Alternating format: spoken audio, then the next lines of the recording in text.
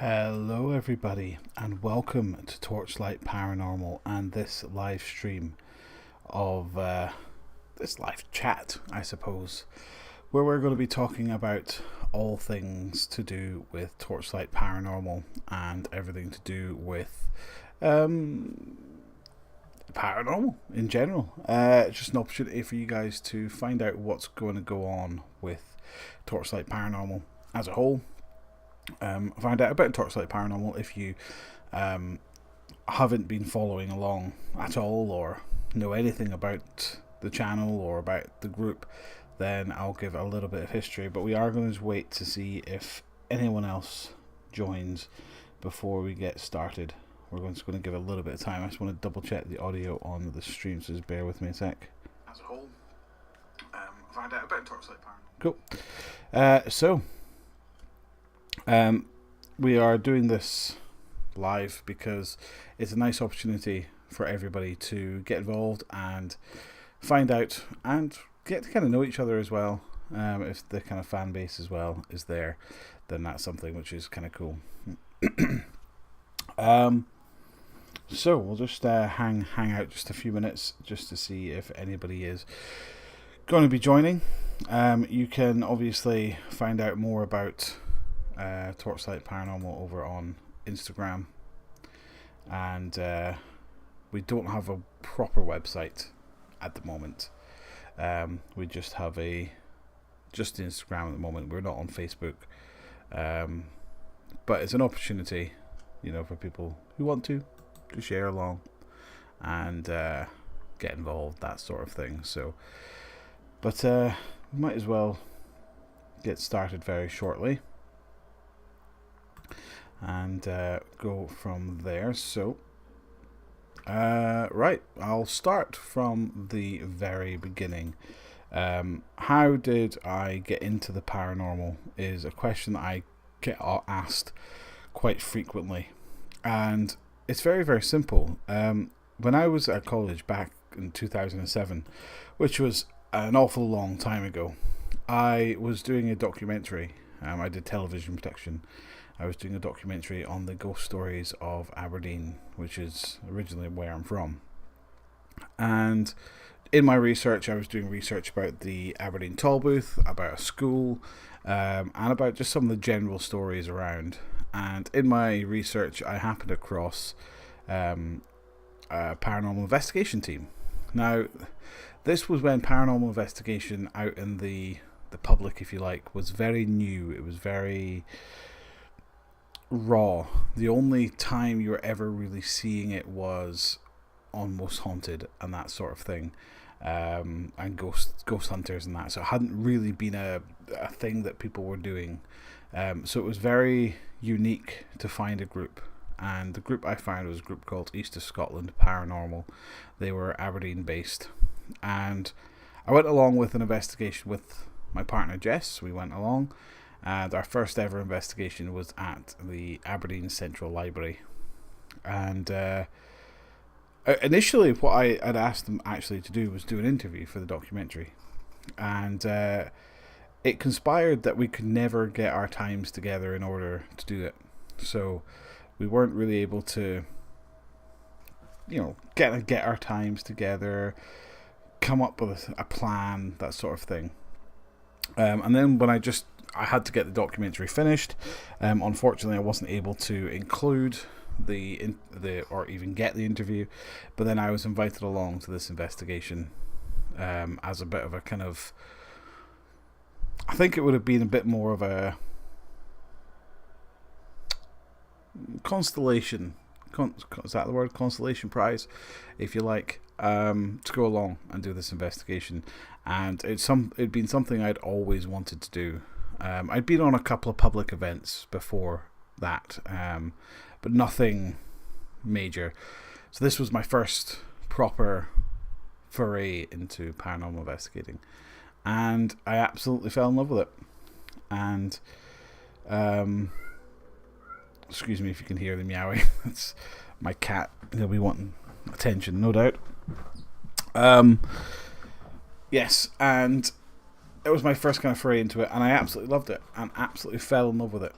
And didn't ever look back, and we pushed and we pushed and we pushed to try and get more locations, and we did, ending up investigating Fyvie Castle, Provoskeen House, and for me at the time, which was the pièce de résistance, which was the Aberdeen Tollbooth, which is somewhere that I've always wanted to investigate, somewhere that I've always wanted to be part of and get involved in. And yeah, that's what we did. And then, around about 2009, Jess and I decided to move down to Bristol and move away from Aberdeen, get a bit of a change of scene. And we ended up moving to Bristol. And while we were there, I really, really missed investigating. It was something that I really wanted to do a lot more of, wanted to get involved in. So we decided that it was a good opportunity for us to set up our own group. And we spent a long time setting up this group. We spent a long time trying to work out the names. We spent a long time planning, and it wasn't just an over the night thing. We were planning on what kind of equipment we would need, the locations that we would try and cover, what kind of people we wanted in our group, if we were going to be scientific or spiritual, if we were going to be skeptical or not. And it was something that we really wanted to do, and we did. We ended up creating this group. We ended up loving this group, and it was our kind of brainchild, if you like. We put out adverts for people. We put out to get new people involved, and we met a wonderful team of people that we had, and we investigated some incredible locations. Breandown Fort, the Ancient Ram Inn twice, Arnasvale Manor Hotel, the Black Castle, where the Black Castle's somewhere that I have actually caught several strange occurrences, and some of the best evidence was at the Black Castle, I think. Investigated a place called the King's Head, and then things just took a bit of a turn, and we kind of disbanded. Unfortunately, the rest of the group didn't want to be part of what our dream was, what we were trying to do. We had become a lot more skeptical in our beliefs towards the paranormal from when we started, and this was something that the group couldn't really handle, didn't really want to be part of, We did a couple of more odd investigations. We did a little theatre in Bath, and then had a bit of a hiatus for a couple of years, and then we did the Vassal Centre, and then we did it was my the Vassal Centre was like I'd kind of gone out on my own with Torchlight. Jess was still very much part of the group, but she never came to the Vassal Centre, and I just recruited a new team member, so this was their first investigation. Of course, Liam at the time, he was still part of the group. So we went to the Vassal Centre, and then it was just me and Chris. We then went to the Naval Volunteer in Bristol, and that was our last investigation as Torchlight Paranormal. Things just petered out. I moved away from Bristol, and Torchlight Paranormal just fizzled out and disappeared. And then around about 2018, I set up another paranormal group with Chris called the Paranormal Guys. And this was my attempt to rekindle my love for the paranormal and try and do investigating again. And we did. We investigated the Ancient Ram Inn, and we investigated 30 East Drive, which was some of the most incredible places that down in England that you could investigate. So two of the most haunted places in the world to investigate. However, things kind of fizzled out with that as well. Unfortunately, Chris got too unwell in order to travel and go to different places, and my living arrangements changed. I had to move away further away from Bristol, and it just wasn't viable for us to continue on. I started doing the Paranormal Guys podcast, which was an opportunity for us to still hang out and still talk about everything to do with the paranormal, and we would have discussions about different topics, that sort of thing. But again, unfortunately, his health took a little bit of a tumble, and I ended up just doing the podcast on my own, which I didn't mind. And then the podcast in 2020, obviously with the pandemic happening, the podcast actually got picked up by a radio station in America, and I turned the podcast, the Paranormal Guys podcast, from the Paranormal Guys podcast to Eerie Earth, which I now still run and have expanded more and more. And I was going to do Eerie Earth Investigations, and kind of have everything under one umbrella. But then, kind of towards the end of 2020, kind of into early 2021, I decided to set up Torchlight again, and just to try my hands at rekindling it one more time. But unfortunately it didn't. Obviously with the pandemic, we kept going in and out of lockdowns. It wouldn't have been safe, it wouldn't have been viable to try and do investigations, that sort of thing. So it kind of didn't really get a chance to get off the ground. So then I just kind of left it a few years, and now in 2024 I find myself working for myself, telling more stories, getting more love for the paranormal again, and decided that now is the time to bring back Torchlight Paranormal. And I absolutely love my brainchild of Torchlight Paranormal. It's something that I absolutely love and hold very, very dear to my heart, and I'm really happy that I can bring it back. Things are going to be a little bit different this time around. It is just going to be myself and Jess, I think, as team members, but we are going to join up with guests. We've already got some people lined up who are interested, and we just need to get locations and things all sorted out. We are now based up in Edinburgh, up in Scotland, so there's lots more opportunity being in the city's most one of the world's most haunted cities, in Edinburgh. So we're kind of in the centre, if you like, of paranormal occurrences, and I think I'm going to have a good opportunity of expanding more. And that kind of is what this live stream is about. I'm going to try and do maybe quite a few live streams of just talking about different things, having an opportunity for people to get involved, and also chat with people, get to know more people and like in the field, and just kind of branch out a bit more and try and do a bit more. It's going to be a long process of bringing back TPI, or Torchlight Paranormal Investigations. It's not going to happen overnight. I've already contacted a few locations and already been turned down, and I think it's going to be a bit more difficult than it was back in the day, because back when we started Torchlight Paranormal, there was a few groups around, but there wasn't many, and you had your main hard hitters locations like the Ancient Ramin and the Hellfire Caves, all that kind of stuff, of where people were going on a regular basis. But all the kind of quieter places, they weren't really accepting paranormal investigation groups. So whenever you contacted them, they didn't really understand, and they were quite intrigued. So they would say yes, and they would let you in for a price, of course. Whereas now, it's almost like it's been done, and now places have cottoned on, and they charge far too much, and they know exactly what's going on.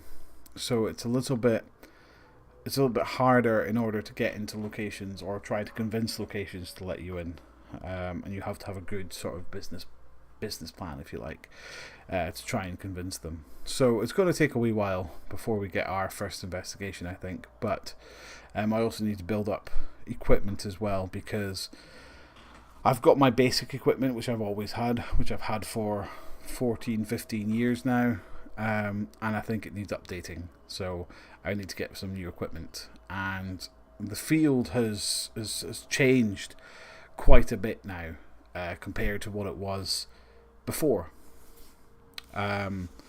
It's changed in a way that I'm not really sure what the equipment is, if I'm completely honest. The equipment that is out there now, you've got loads and loads of different pieces, which I feel really old when I watch all these paranormal shows now on YouTube and TV, because I have never used half the equipment that's on there. But you assume the paranormal is location driven?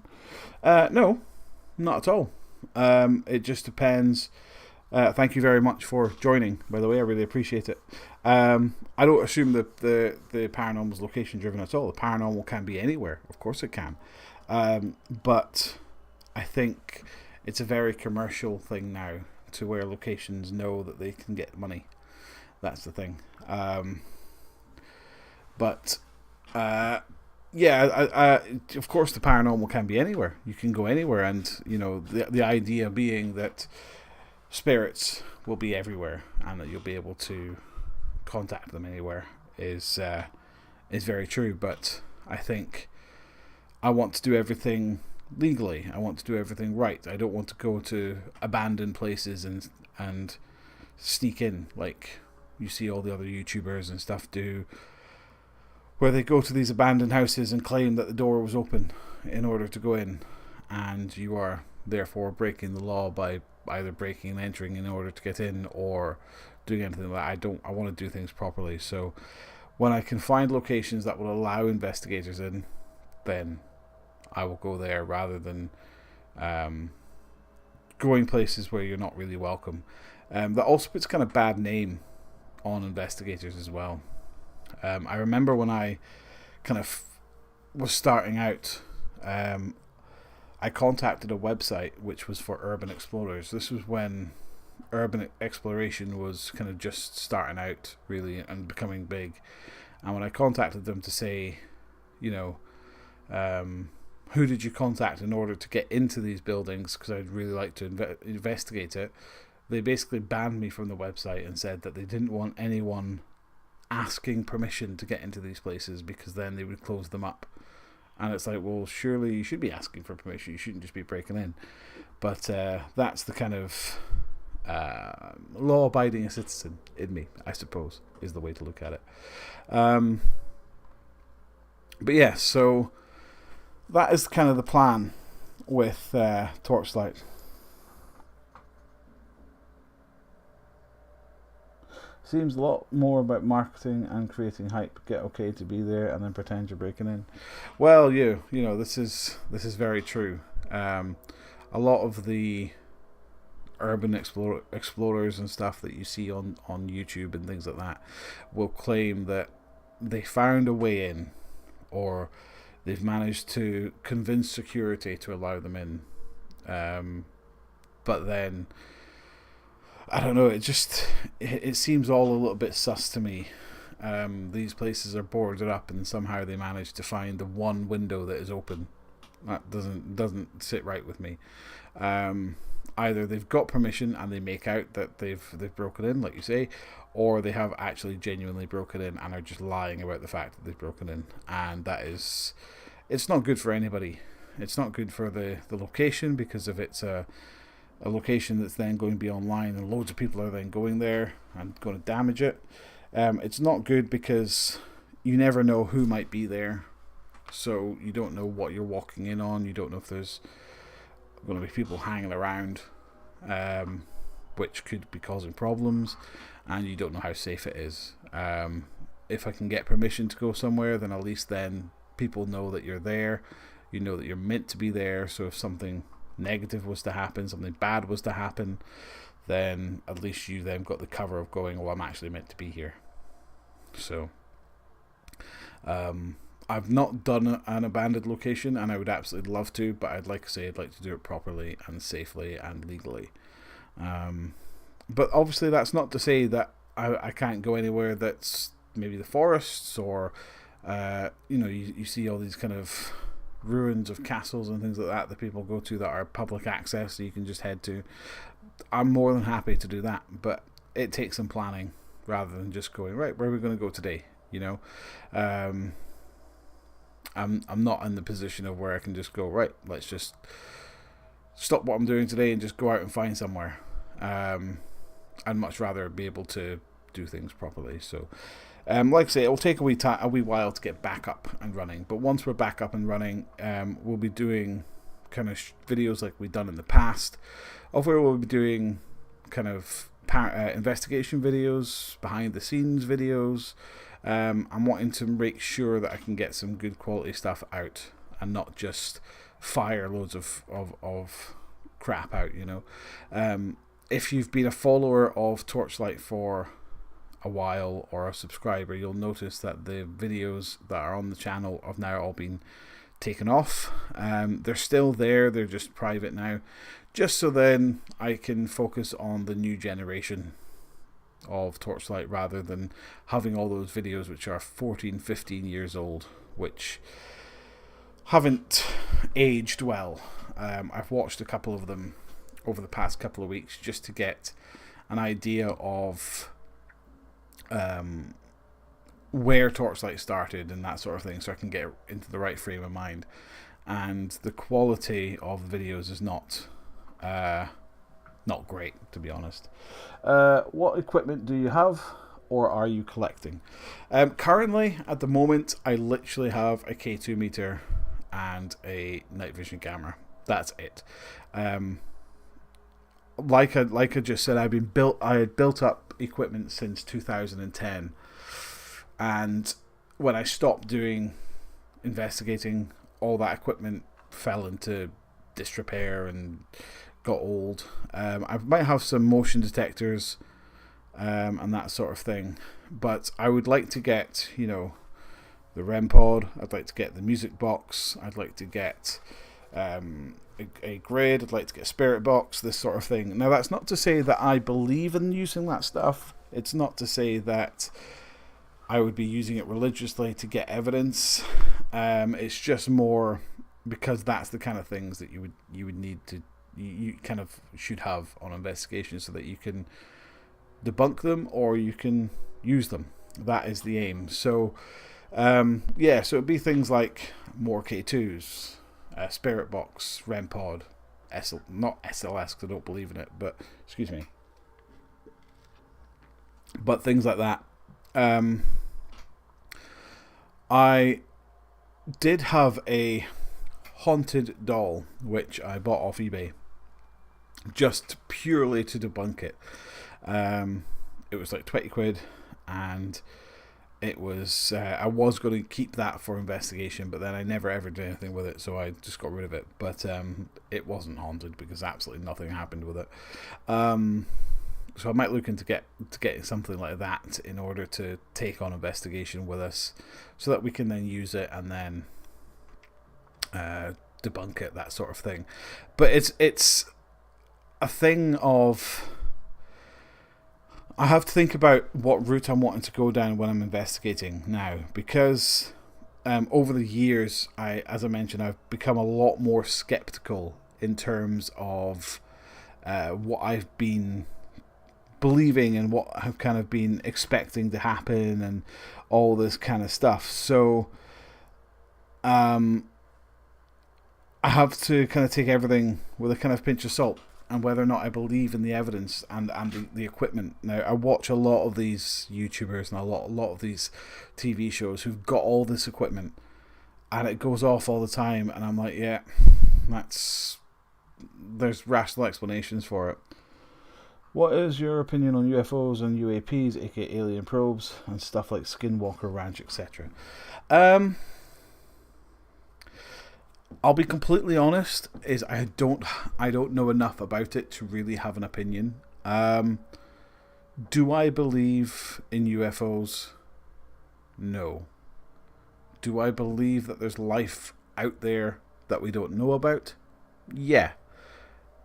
Do I believe that they're coming to visit Earth and they're little green men with big black eyes? No. Skinwalker Ranch. I have a bit of a problem with Skinwalker Ranch because I feel that it is a bit of cultural appropriation, because Skinwalker is a kind of Native American belief, and I feel that, you know, white Americans are coming along saying, "Oh my God, we've got skinwalkers! Look at these! These are," you know, you're kind of taking a kind of Native American belief and running with it. So do I believe in that sort of thing? I don't know. I have never experienced anything to tell me otherwise. I don't think there's enough hard evidence out there to prove it. Similar with ghosts and that sort of thing, there's not enough hard evidence out there to prove it, but we still investigate it. Would I go somewhere to investigate UFOs? Possibly. That is something that we talked about when we started Torchlight way back when, was would we consider doing cryptozoology and UFOs? Very possibly. If the opportunity arose and we had an opportunity to do it, then yeah, I possibly would investigate that sort of thing, because it's still paranormal. Anything that's not normal is paranormal. So yeah, it would be a possibility. Like I say, I've never been in a position to where I can, you know, investigate it. So yeah, it's an interesting one. Thank you for that question. It's an interesting one. I'll throw the question back to you. Do you believe in UFOs and UAPs and that sort of thing? Yeah, I mean, when that whole Area 51 thing happened, like, when was it? Kind of 2019, 2020 sort of thing, when everyone was getting obsessed with what was in Area 51, and they were convinced it was aliens. I don't think it was. I think it was some sort of military training place. Imagine sending probes to the next stars, habitable planets. The AI self-replicating probes make a hive and start cloning and hybriding. Like I say, I don't know enough about it to really have an opinion or to even really think of it. I think that's quite far-fetched, personally, but you know, everyone's entitled to their beliefs and entitled to their views on things. I think AI comes into a whole another, you know, field there. I think AI can be very, very helpful and very, very good, but I also think it can be very, very problematic. And I think it in the future it could become very problematic. But yes, so in terms of content for Torchlight coming up, I will be try and be doing a lot more live streams of where I can talk about topics to do with the paranormal, talk to you guys, have discussions, that sort of thing. I've seen a being face to face and also alien probes craft about 8 times, and have fleet photos on video on my page. Okay, cool. I'll check. I'll be sure to check that out. That'll be quite interesting to have a look at.